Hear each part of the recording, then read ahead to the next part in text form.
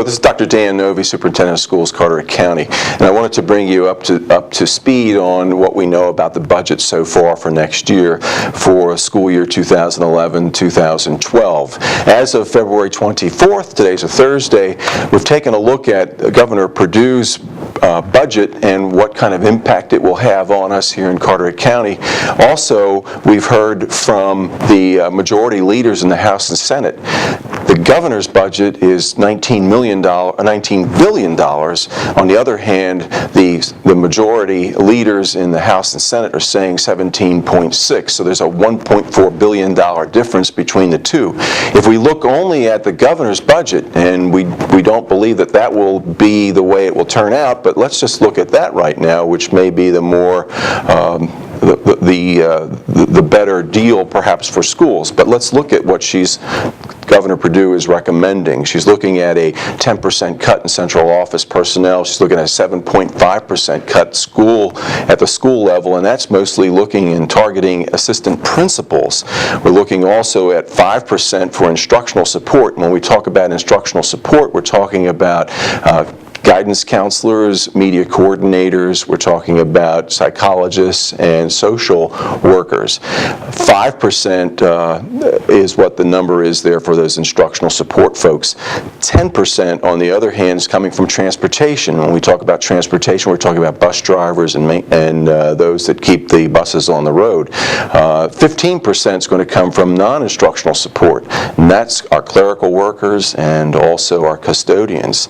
So those are some real numbers, and we talk about losing assistant principals and not funding them. What has to happen is you either do without them, which would make it even more difficult for the school safety to continue, but also the kinds of instructional support that they provide for teachers who are learning to do even a better job in improving their skills will be lost.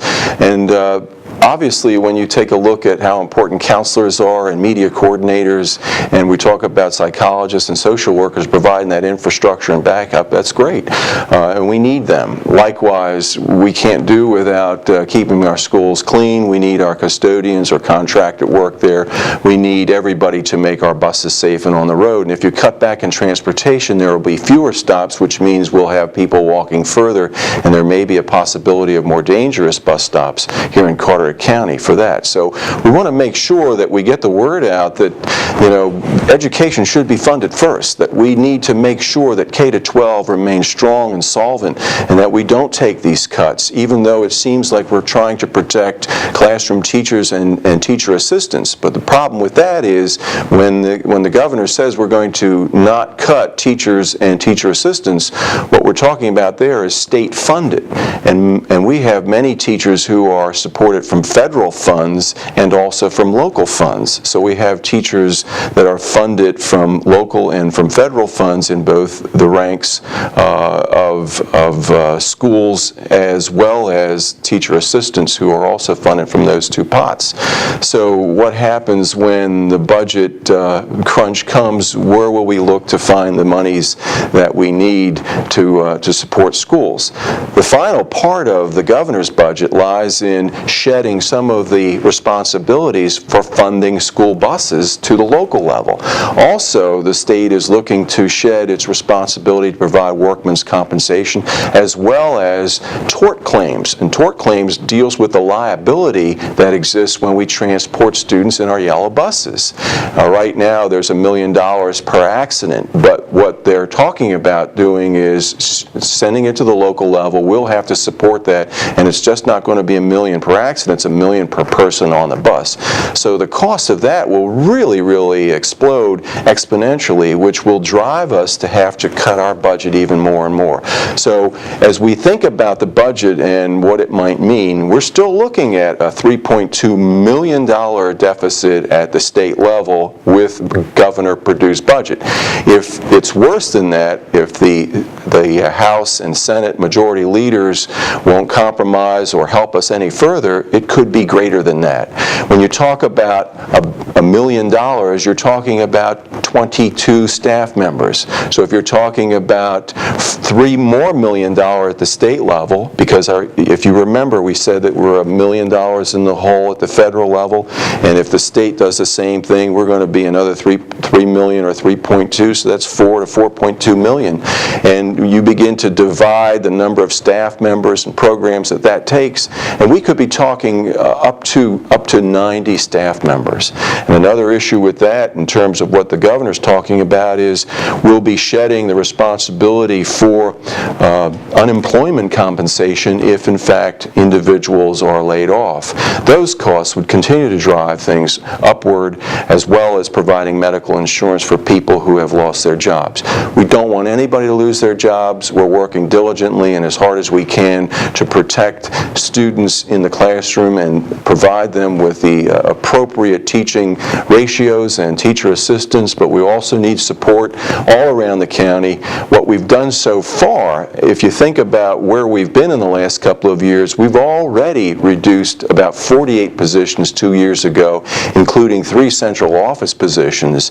Last year, as we prepared for this school year, we shed another 23 positions, including 3 assistant principals. We also didn't fill a position at central office there in human resources. This year, we've had another reduction immediately in central office, so we're down 5 at the central office already. We've been working hard to be frugal, to keep the cuts away from the classroom, but in light of what's happening in Raleigh, we're really worried about how we can maintain class size and keep everybody working hard for our kids who are the pride of Carteret County. One of the most dire consequences of the budget as proposed by the governor, as well as what we're hearing from the Senate and House majority leaders, is it seems to be pushing off a lot of the responsibilities from the state to our local government.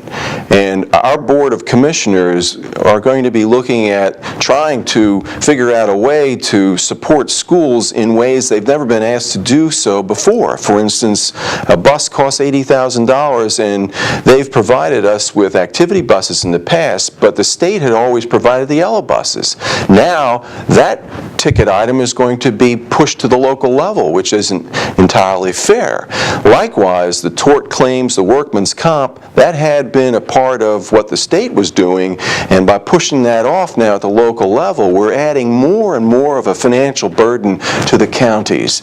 And we have had a great support from our county commissioners, but this is a very, very difficult situation wherein they're being saddled with more requests for funding, which, when you think about how revenues have been cut back and the economy is slow to recover, they don't have the same kinds of resources they've had in the past.